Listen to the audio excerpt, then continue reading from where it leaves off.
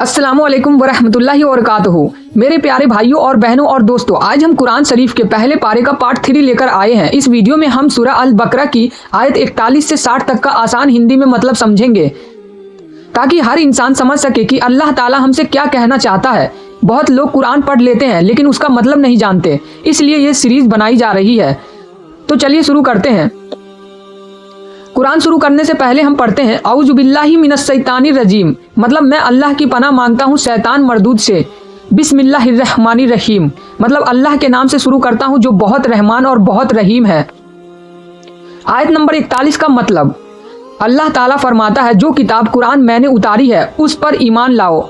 ये उस किताब की तस्दीक करती है जो तुम्हारे पास पहले से मौजूद है, और तुम सबसे पहले इसे झुटलाने वाले मत बनो। मेरी आयतों को थोड़े से फायदे के बदले मत बेचो और सिर्फ मुझसे डरते रहो। समझाने वाली बातें।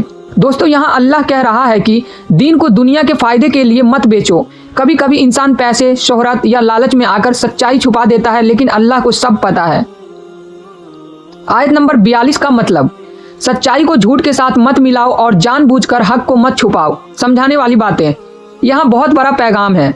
आज भी लोग सच को छुपाकर झूठ फैला देते हैं, लेकिन मुसलमान का काम है सच बोलना।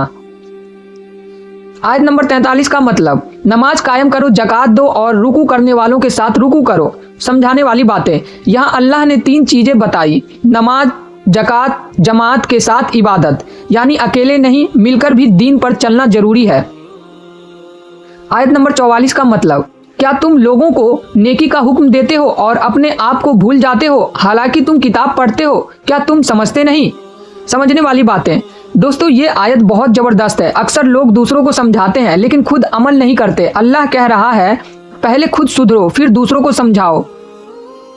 आयत नंबर 45 का मतलब, सब्र और नमाज से मदद मांगो, और ये बात भारी लगती है लेकिन उनके लिए नहीं जो अल्लाह से डरते हैं। समझाने वाली बातें। जब जिंदगी में परेशानी आए तो सब्र और नमाज सबसे बड़ी ताकत है। आयत नंबर 46 का मतलब, ये वो लोग हैं जो यकीन रखते हैं कि उन्हें अपने रब से मिलना है और उसी की तरफ लौट कर जाना है। समझाने वाली बातें। जो इंसान आखिरत को याद रखता है वो गुनाह से बचता है।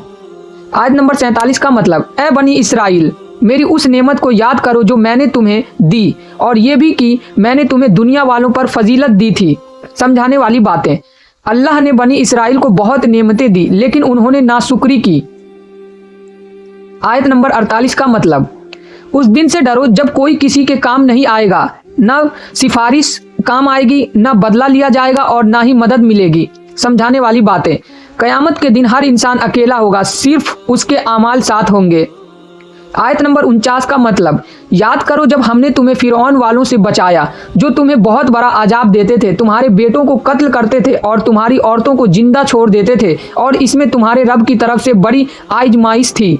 समझाने वाली बातें। यहाँ अल्लाह याद दिला रहा है कि मैंने तुम्हें सबसे बड़े जुर्म से बचाया था। आयत नंबर 50 का मतलब, याद करो जब हमने तुम्हारे लिए समुंदर को चीर दिया और तुम्हें बचा लिया और फिरौन वालों को तुम्हारी आंखों के सामने डुबो दिया। समझाने वाली बातें।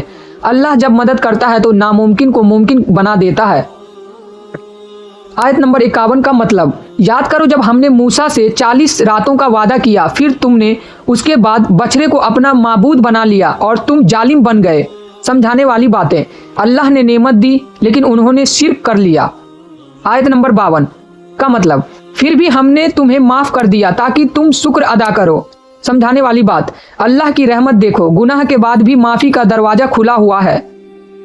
आयत नंबर 53 का मतलब, और याद करो जब हमने मूसा को किताब और हक बातिल में फर्क देने वाली चीज दी ताकि तुम हिदायत पाओ। समझाने वाली बातें। कुरान भी वही फरकान, ये हमें सच और झूठ में फर्क बताता है।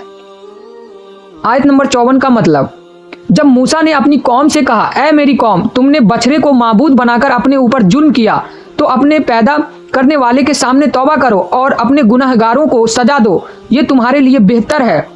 फिर अल्लाह ने तुम्हारी तौबा कबूल कर ली। वो बहुत तौबा कबूल करने वाला, बहुत रहम करने वाला है। समझाने वाली बातें। दोस्तों, ये बताता है कि शिर्क सबसे बड़ा गुनाह है, लेकिन तौबा करने पर अल्लाह माफ कर देता है।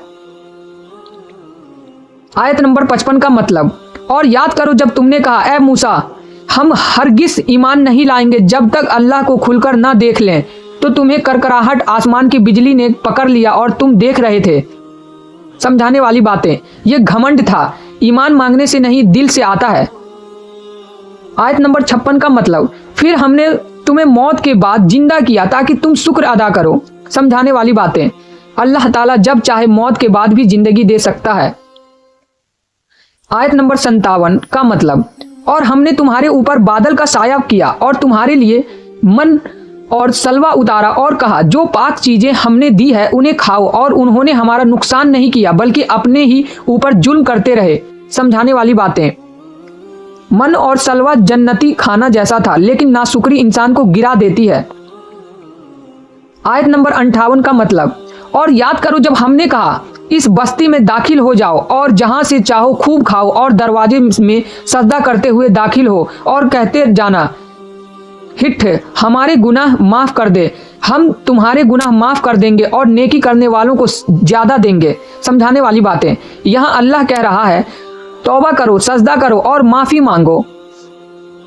आयत नंबर 59 का मतलब, लेकिन जालिम लोगों ने उस बात को बदल दिया जो उनसे कही गई थी, तो हमने उन जालिमों पर आसमान से आजाब उतारा क्योंकि वो नाफरमानी करते थे। समझाने वाली बात, दीन के हुक्म को बदलना बहुत बड़ा गुनाह है।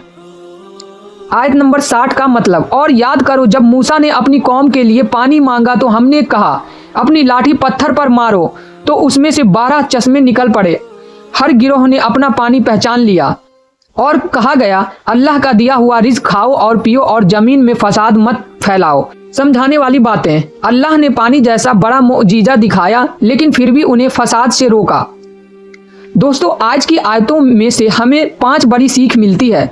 दीन को दुनिया के बदले मत बेचो, सच को झूठ से मत मिलाओ, नमाज और सब्र हर मुश्किल का हल है, अल्लाह की नेमतों की कदर करो, नाशुक्री और नाफरमानी इंसान को अजाब तक पहुंचा देती है।